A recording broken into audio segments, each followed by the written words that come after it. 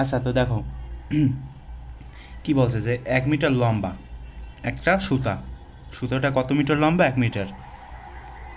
30 গ্রাম ভরের একটা ইটের টুকরা কি করছে? ঝুলিয়ে দিয়েছে।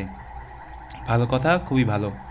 তো আমাদেরকে বের করতে বলছে কি দোলনকাল কত, সেটা সবাই আমরা পারবো নাকি? তো দেখো কি করতে হবে আমাদের।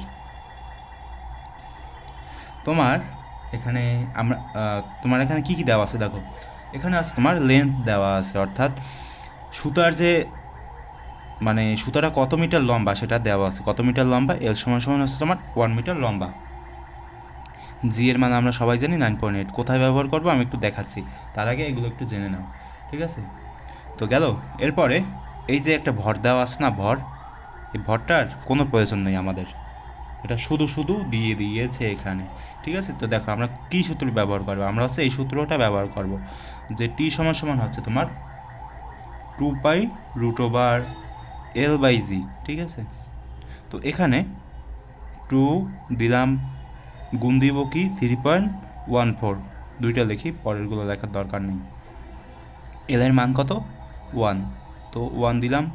এরপরে এখানে দেখো কি লেখা আছে 9.8, তো 9.8 দিলাম। আচ্ছা, তো এখন কি করতে পারি আমরা?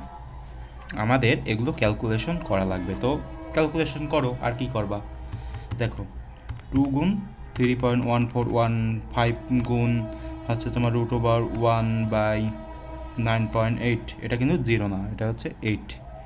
9.8 দিলে কত আসবে? 2.00। 2.00, তো এটা কার সমান বলো তো? খ এর সমান, অর্থাৎ আমাদের উত্তর আছে খ। এখানে কি হবে বলো তো? সেকেন্ড।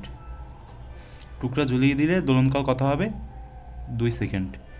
তোমার এই যে দোলনকাল না, দোলনকাল কিন্তু বস্তুর ভরের ওপর নির্ভর করে না, আমাদের সেজন্য এটা দরকার নাই 30 গ্রাম।